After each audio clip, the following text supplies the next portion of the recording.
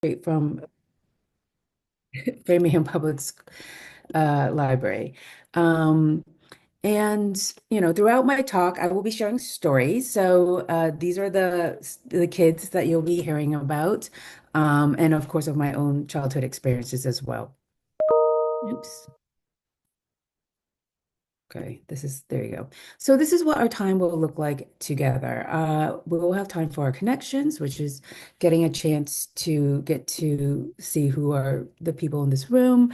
Tonight, we'll talk about definitions of play, types of play, the benefits of play then and now, family time and play, technology play, and how to play, defeating the bored beast, building stamina, the role of the adult caregivers of play and play as a necessity for resilience and I put well-being children. Okay, and then there would be time for a Q&A at the end. So, all right. Um, I want to start off by getting a sense of who's in the room. If you could share your name, your role, but in a way, like I know all of us probably have some relationship with a kid or children in some capacity. So maybe your role to them, and maybe spending a couple moments to share a playful moment that you could remember or recall when you were younger or even more recently. Um, on your own or with a child, friend, or partner. So something that you played or a playful moment. If you could share that in the chat, that'd be great. And I'll just give you a couple moments to type that in the chat box, and I'll, pull out a couple to share out.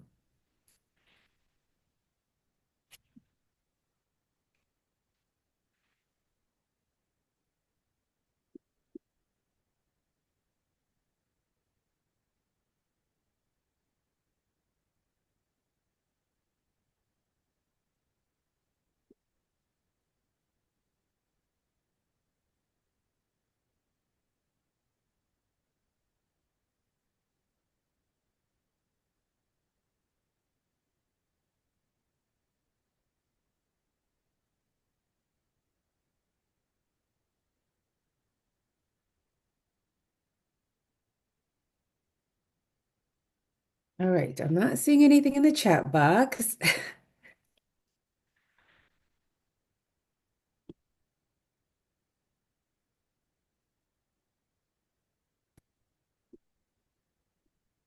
Hmm.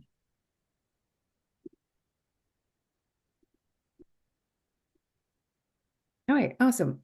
Thank you, Pat. So nice meeting you. I love that you're sharing that you're playing dress up with your 2 and 4-year-old granddaughters. Congratulations. That sounds so fun. Maybe we could get one more, just to get a sense of those in the room. Thank you so much, Pat, for sharing. Hi, Anne Roberti. Thank you for coming. Framingham State University, playing board games with your friends. And that's, the thing is, we still play as adults, and it's so important. All right, so we'll just leave that there. I think there's a number of you, I'm sure, oh wait, now we have a few others. Kelly, former middle school teacher, ELA teacher turned children's librarian, turned library social media expert. That's amazing, Kelly. You're awesome. And Sally playing with your 2-year-old grandson twins. That's wonderful. Building towers and trains and reading books. Well, hopefully we'll be able to provide more ideas for you, Sally. Oops. All right, we'll continue on from here. All right, so I often turn to this quote by Diane Ackerman, play is our brain's favorite way of learning. Our lives are so busy, and as parents and grandparents, caregivers, and those working with children in a number of different capacity, we don't maybe we don't take time to just stop and simply play. Typically, play isn't part of the equation. And her quote really when I see her quote, it anchors me in this time and place. Play is our brain's favorite way of learning. And I always find myself not only having fun when I'm playing, because that's the joy of that experience, but also remembering to make time to it's the time piece, right? Making sure that we have time for it. And I want to share, and thinking about the role of play, I want to share like the joy of play. When I was a kid, uh, during the summer, about 10 years old, I grew up we didn't have a lot of money growing up. So I had three younger brothers at the time. I lived with my cousins. I was the oldest in my family group, but the youngest in the collection of cousins I lived with. And during the summers, I would wake up and I run outside to our backyard. All there was in the backyard was just grass, a lot of dirt, and then the rocks and sticks that you have access to. And what I was really excited to play during the summers was Cambodian hopscotch. If you're not familiar with Cambodian hopscotch, essentially it's hopscotch, but slightly different from regular hopscotch. So you would follow the rules of regular hopscotch, but after you get through the course the first time, you go through the course and you would throw your stone in again, and you could actually own individual boxes, part of the hopscotch. So that led to a number of different challenges in terms of like getting from point A to point B. Like you would have to go through another round. And through many hours of laughter, bonding with my siblings and also with my cousins. And my cousins, they were probably like 12 to 17 at that point. I mean, we would just be, a group of us playing this game for hours, and we were negotiating with each other. Um, Bonding, having that physical dexterity of jumping. I mean, there was like a number of different, skills that were involved, hand-eye coordination. And I didn't know that those pieces, I mean, I was learning all those skills. Like I had to negotiate with my cousins and my brothers to be like, can I just have half of your space in order to get to to the next square in this hopscotch, and I'll give you half of, if you give me half of your block, I will give you half of my blocks. So that there's that language piece that's being pulled through. And this is, you're learning all these skills and negotiating with, at this point, and my siblings and my cousins in order to win. So there was a number of reasons, like when we reflect back to the different type of play, you might not realize the number of skills that you're acquiring through this play. So just to get a sense, to get a sense of the definition of play, um, I turned to the American Pediatrics Association, and they define play as is essential to cognitive, physical, social, and emotional well-being of children.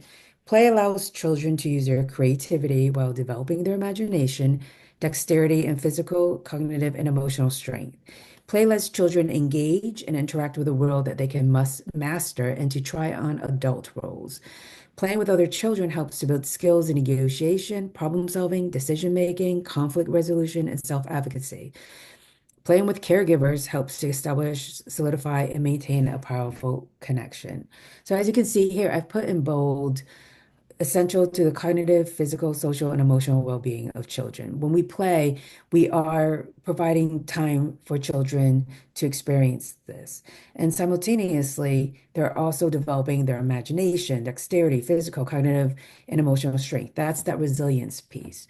Um, and the play isn't limited to independent play or pair play, but it's inclusive of all play, including play with an adult.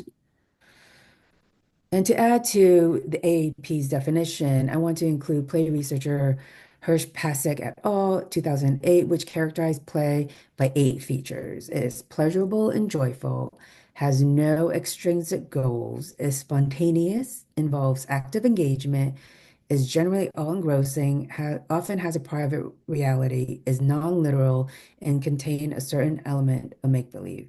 And I love this definition of play because it's boundless and it's joyful. Like, have you ever witnessed a child play and they're so engrossed in their own world? It's really magical for them. And hopefully you just leave them to it, let them play on their own. Um, so in addition to kind of building our shared definition of play, I also want to include there's a variety of different types of play. And this chart was taken by Bob Hughes types of play. And I'm not going to highlight all the types of play here, but um, uh, sorry, I'm just so distracted with people coming in. But there are a number of different types of play, and the play will look differently from a 2-year-old, from a 7-year-old, a 10-year-old, and so on and so forth. So there's symbolic play using different objects to represent other objects. So, for example, Having my kids would have a piece of paper and, they think they use it as a cell phone or cardboard tube, using it as a telescope or a stick, using it and as a broom to be a witch. There's also rough and tumble play, where kids are, they're fighting with each other, engaging that relative strength, discovering their physical flexibility, and you see that with kids sometimes. They're just like they're really at it, and this is across gender as well. And this type of play obviously is really good because it can burn up a lot of energy, and we know children have a lot of energy. And when children, okay, so their sociodramatic play is when children act out their different experiences. And I think this is part of that meaning making piece. And I see this with my children and other children in the playground and in the classroom when there's that dramatic play area. You see kids, they're playing house, they're, creating a shop, or they're going to a restaurant, and or they're like a doctor or they're a dentist. So like really taking on these different types of roles that they may have experienced in their day-to-day life or based on their familial, I mean, kids know the world, through their own through their experiences, right? Um, and I mean, and I'll do a couple more play. There's fantasy play. This is that world of make-believe where it allows children's imagination to go wild. It does like their play doesn't follow any types of rules. And anything can happen, right? Like one moment you are in a box and you're in a rocket ship. The next moment you're a tiny itty bitty little car. So, like even talking through this, you could imagine the type of language and like the imagination and fantasy that they're using and living through at that point. Um, and of course, there's role play now. And role play is like being able to explore ways of being, not normally of an intensely personal, social, domestic, or interpersonal nature.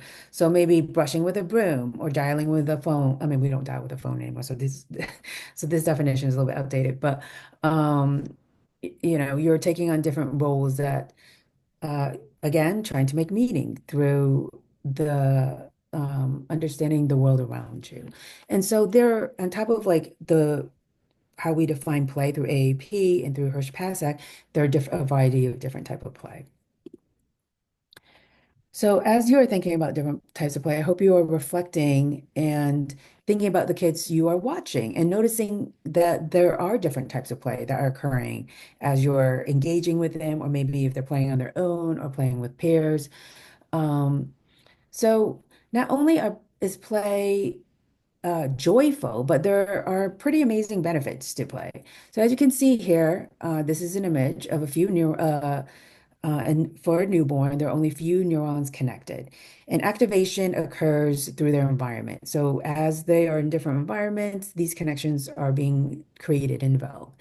And play is a way to establish new connections by priming the development of those neural pathways that create our physical, social, emotional, and cognitive capabilities.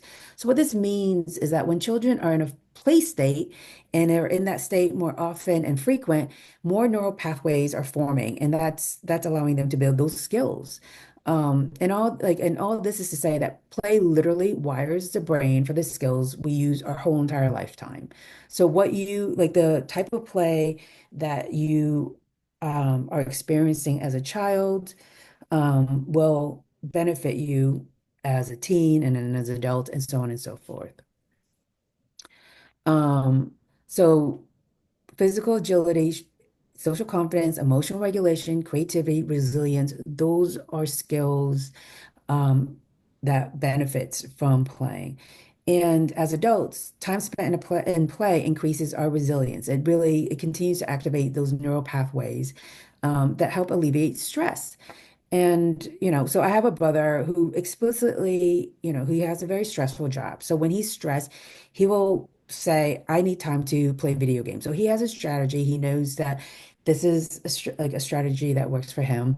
When he's stressed, he prioritizes 30 minutes of, playing video game with his community of friends he knows online.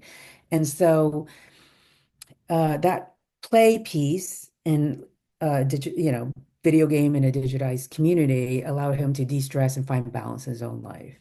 And a quote that I love from Donald Hebb, a neuropsychologist, he states that neurons that fire together wire together. And essentially, that means repeated firings of neurons strengthens the connections between them. And that forms a neural networks to enable learning and memory. Um, so, I mean, if you think about it, play is consolidating all the learning and it's making our skills very permanent. Um, So here is another, it's an excellent chart from the National Institute of Play. Um, we see, like, not only do we know actual brain science supporting the benefits of play, we see in this chart that when life is play filled with play in comparison to life is play deprived, there are benefits. So for example, play filled under trust, when life is experienced as a playground filled with chances to learn. Whereas a child who is play deprived, life is experienced as a proving ground and often a battleground. So, I mean, when we're thinking about trust, you have that when it's like, wow, look at all these opportunities where there's compared to, oh, no, this is me against them.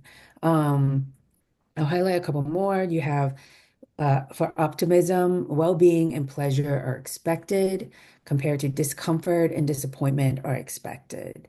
And thinking about emotional regulation, which I think it's, at a time where there's so much stress and the unknown, having a play-filled environment and life, stress is handled with resilience. The response is most often stability.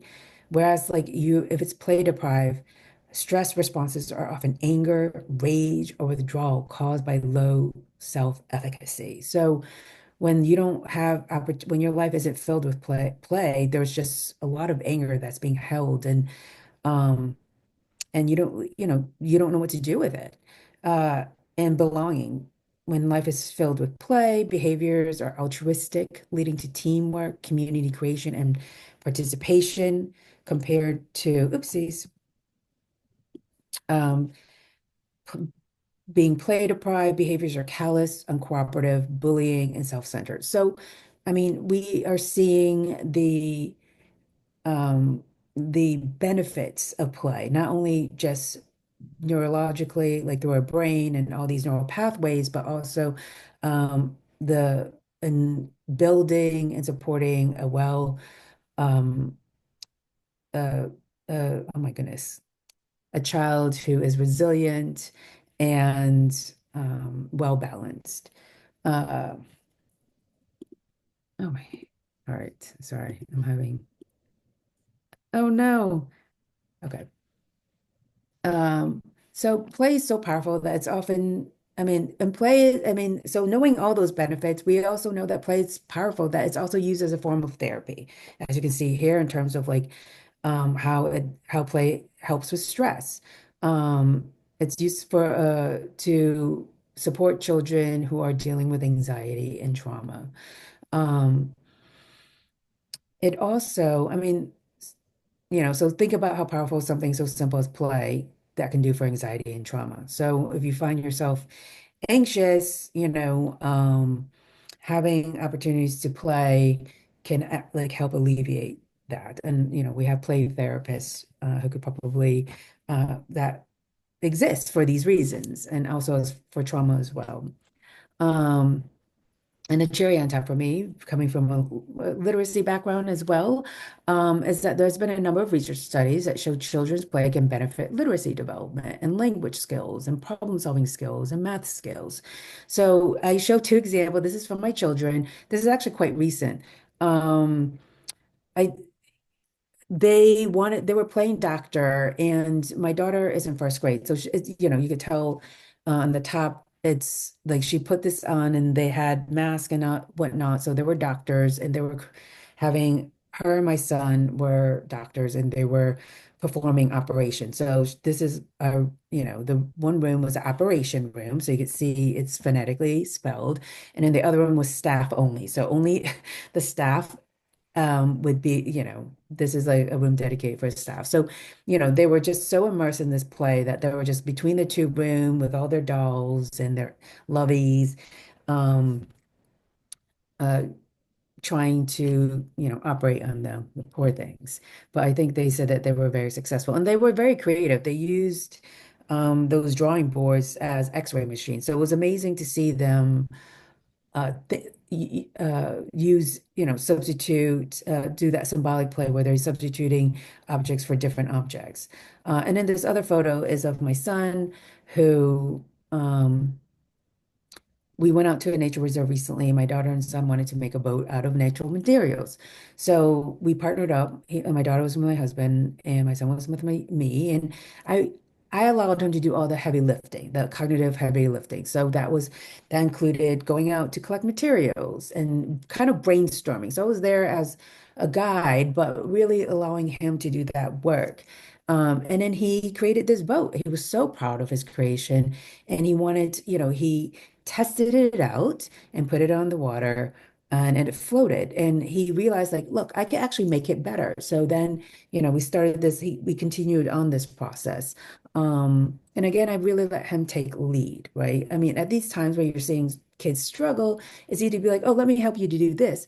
But providing opportunities for kids to take ownership and lead is fun, and then really lets them make the mistakes that they should make in order to learn and also just to find joy.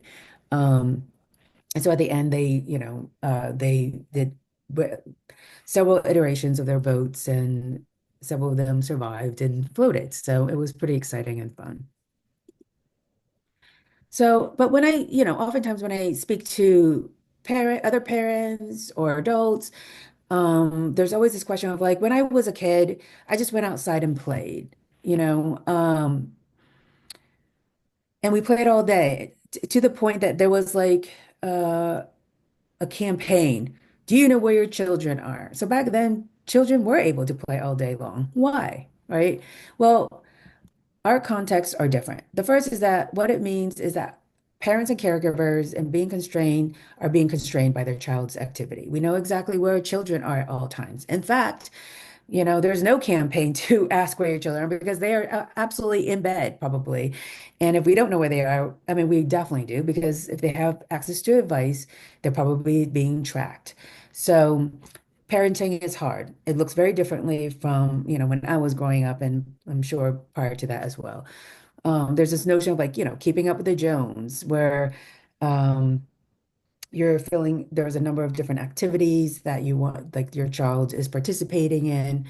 Um, and so like, even here, Pew Research Center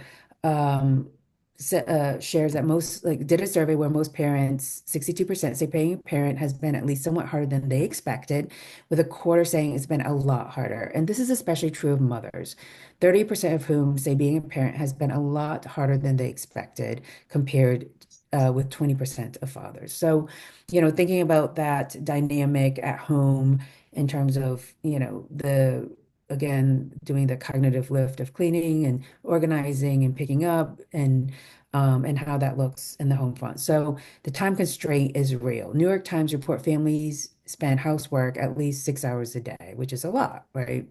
And kids are also in too many extracurricular activities.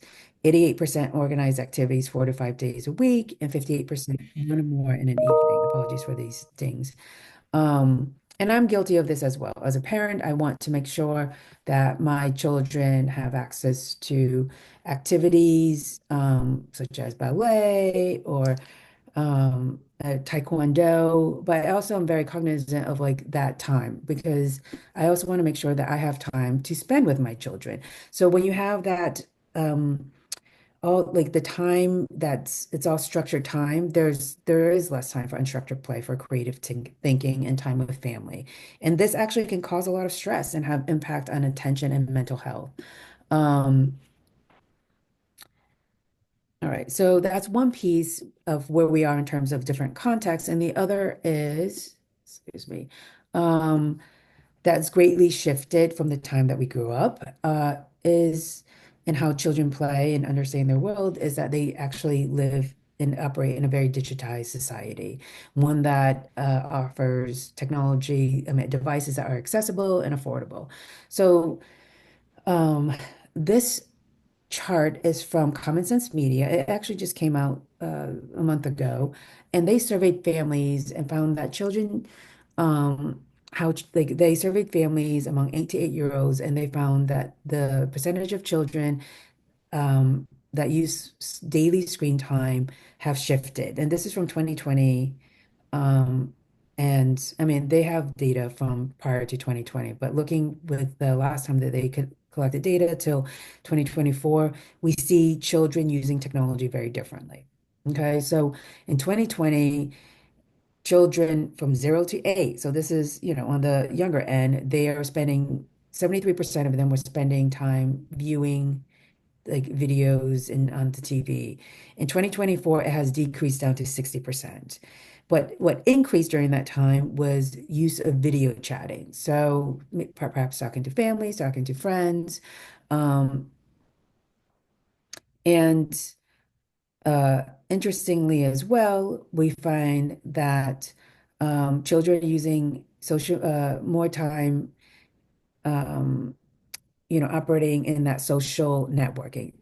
In 2020, there was no percentage happening, whereas in 2024, 0 to 8 again, there's 2%. So, we went from a high percentage of video viewing to a larger number of video chatting and also including social networking. And you have 6% of homework in 2020, whereas compared to 2024, 3%. Um, so the average time of, all of this have increased in how children use technology. Uh, and, and, and, and this is all to say parents in the survey um, also expressed concerns about how their child would use screen media. Children are using devices for a longer period of time. And in fact, they found that 1 in 5 families now use mobile devices to manage their child's bedtime routines, meal times, and emotional regulation.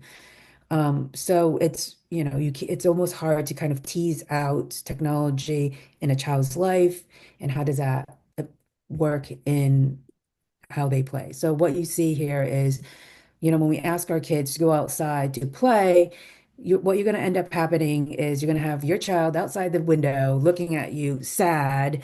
Um, and wanting, being like, I'm bored. I don't know what to do. And I'm sure many of you, I've certainly heard, I'm bored. I'm bored. It's, on refrain.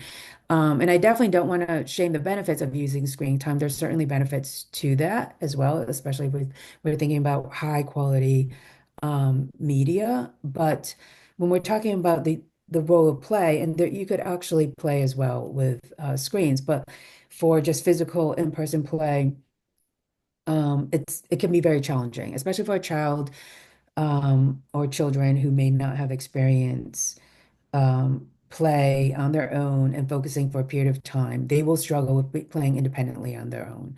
Um, I was speaking to a child care provider who shared that, like, over her 25 years of being a provider, she had seen a significant difference in children who were able to focus and play independently from her time. I mean, even for the last 7 years, she said there's been a dramatic change. Children were having struggling with actually playing on their own, something like as blocks or spending time focusing on drawing. And of course, we have to think about the developmental aspect as well. We can't ask a 2 year old to, I guess, like unless they're really engaged with the task at hand, it would be challenging to expect a child to spend an hour. You know, I mean, this is obviously exaggerated, but to draw. So, we have to consider. Being adults, we need to be purposeful about how long a child is on the screen versus playing, in a physical environment and building that stamina to play independently or with a peer. So, next, I'm going to share, and here is, we always have to remember play is learning and play is fun. It should be fun. We should remember that. Like when we think about those memories that it asks you to, um, to kind of bring up, we remember that like we have those memories because they are fun it's joyful and it's positive. Here's an image of my daughter. She had a box and she was like, I'm going to, on her own decided that she was going to create a little art space and she called it her art studio. They use studio in her school. Um, and this is where she created little art presents for everybody. Um, so, going back to always kind of recalling, okay, play is learning, play is fun, especially this physical, face-to-face play. So, some ideas on how to support kids' play. I think, defeating the I'm bored beast and trying to build stamina. I think you need like to being, a caregiver or a parent, being realistic with the amount of time children can play independently. I think asking a 5-year-old child to play, um, for an hour or two, depending, I mean, if they haven't played independently on their own can be challenging. So being realistic, and I say building stamina because I think it's important to be able to say, hey, like I'm going to scaffold this play. Let's play together. And then you could play on your own, maybe for like 10 minutes. And I'm going to add another 5 minutes. So really giving them time to practice um, building the stamina and playing independently. Um, and avoid handing a child a screen to combat that boredom. So if you have a child staring through the window, while you're trying to do work or just have some downtime and they're looking at you like, I'm bored, it's so easy to just hand a screen to a child. I mean, again, I'm a parent, I'm busy, I'm also tired because I'm busy. So it's really easy to do. But, trying to build in those unstructured play is important, as we know, and shared earlier. So, some other ways of doing this work is to co-construct a list of activities children can turn to if they're bored. So, this is, purposely saying, "Hey, let's sit down. When you're bored, here are some things you could let's brainstorm some ideas that we could do, or you together, or you could do on your own. You could go outside, do a bug or nature hunt, build and play in a fort." Here are some Legos, here are some puzzles. And they're not going to take to this immediately. You might have to, again, play with them um, and scaffold that play and building that stamina and the independent play. But all that time doing that work can be very beneficial in like, all right, why don't you spend 10 minutes playing on your own now, right? And then show me your end product or, let's talk after you're done playing. So here are some ideas that you could include in doing your work with children or kids. Um, I also don't want to dismiss the importance of boredom because I think boredom is really beneficial. Being bored allows children to manage their frustration, to regulate emotions, develop flexibility, problem-solving skills, organizational skills.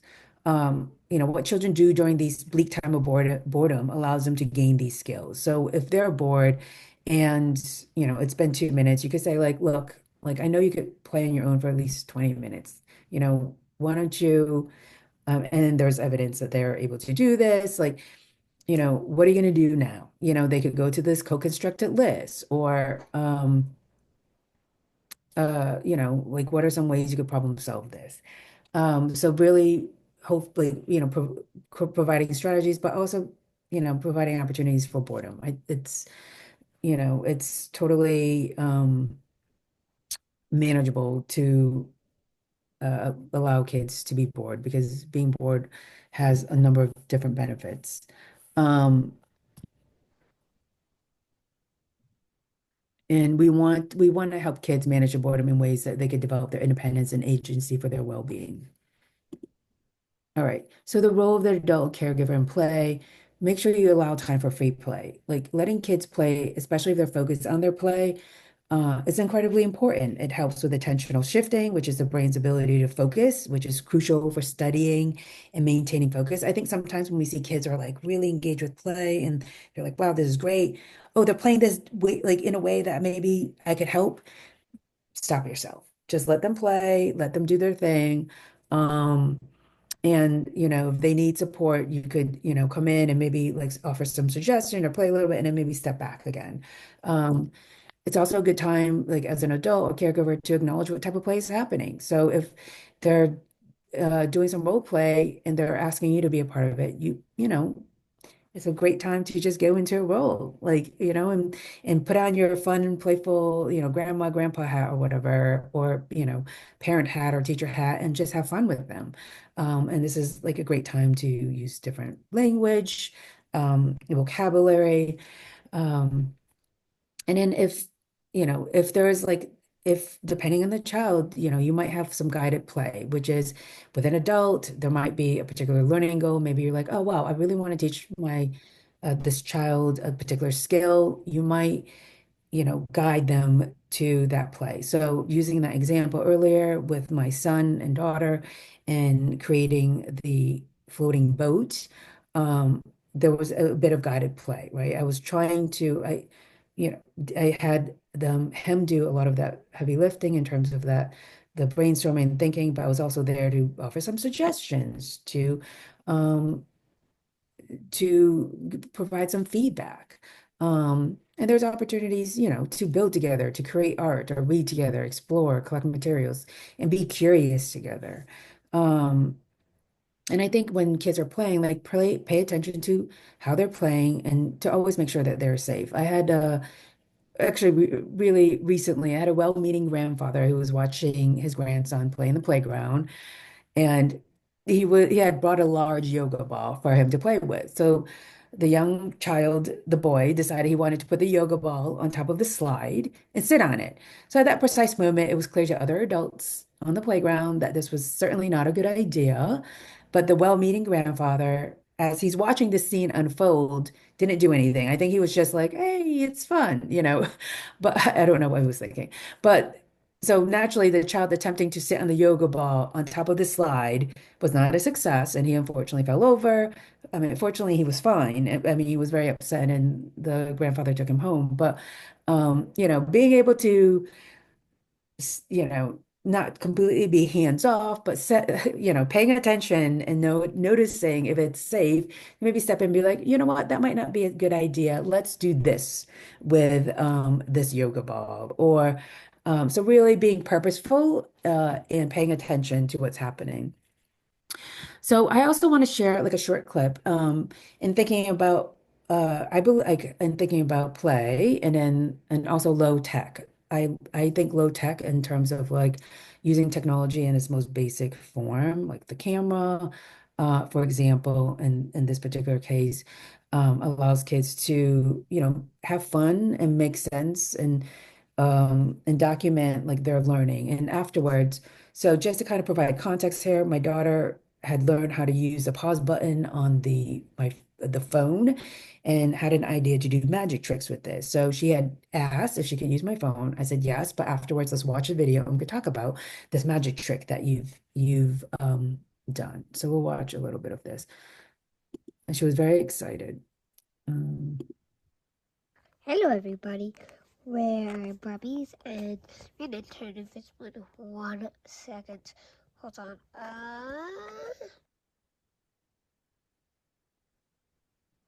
How do we do it again? Oh yeah, right. Abracadabra, tabba haba, ibadaba, my tummy hurts. Poopy toopy poof. We're gone. Dun dun dun.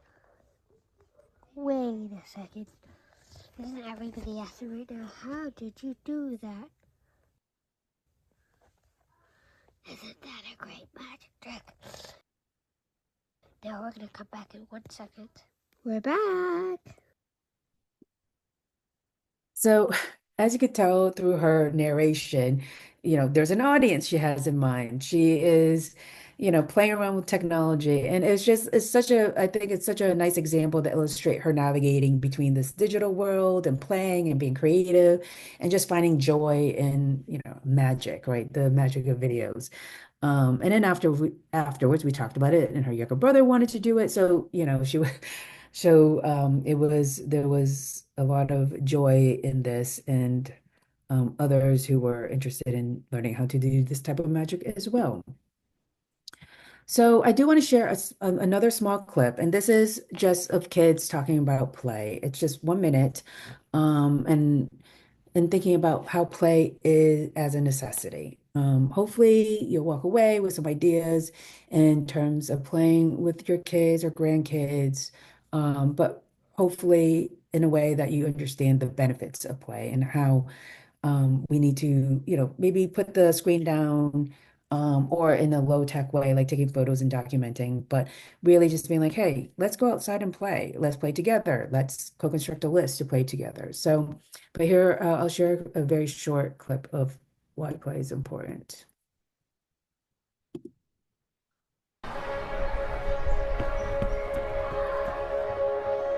I really like playing because it's actually helping me in life with stuff. It helps me know how I'm feeling. It shows people how to just express their feelings without having to hide it from anyone. It just makes me feel free. If I didn't have it to come to, I'd just be in my room watching TikTok on my phone. It takes you away to different worlds. You also forget about all your problems and worries. You're not thinking about anything else apart from what's right in front of you, and I find that really exhilarating. Fi'n hoffi ti ddim angen cael ei ddweud beth i wneud, ti jyst gallu mynd yn neud beth bynnag ti moyn a chwarae cael hwyl. Fi'n hoffi bod ni jyst yn gallu bod gyda ffrindiau ni a dim poeni am fel ystol a gwaith. I love just making new memories and it's always something new. Cool how you can do whatever you want and can use your imagination to think Do of anything. Yeah. If you're being cooped up the whole time, you don't really learn to grasp everything in life. You just gotta get out and have fun. And I'll leave, and I'll pause there. I'll stop there at the video.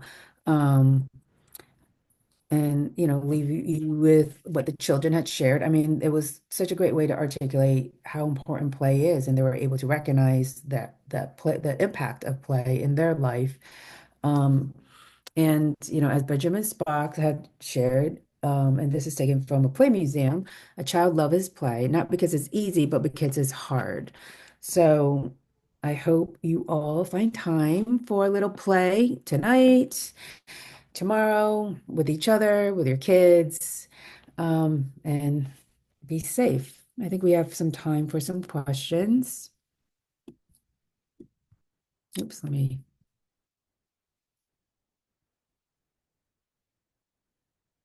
hold on.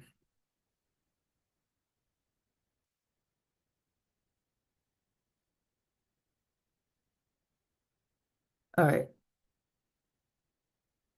Oh, okay. Let me see.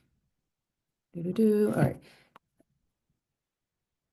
Uh, I'm sorry, and I didn't add any research into this, so maybe you and I could connect and further discuss some of my research. I actually, um, uh,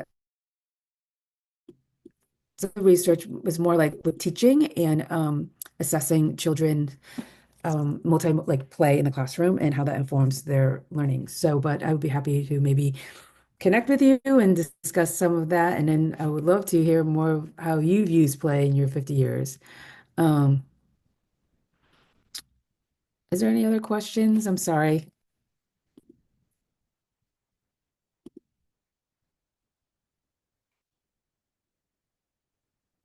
Well, please reach out if you are interested in having more discussion. I mean, play is so important. And I think these days it's really tough. I mean, I teach college students and they also recognize how important play is as well, in their own life, instead of being on social media scrolling TikTok. So thank you so much, Michael and Sally. I appreciate you. Thank you for coming.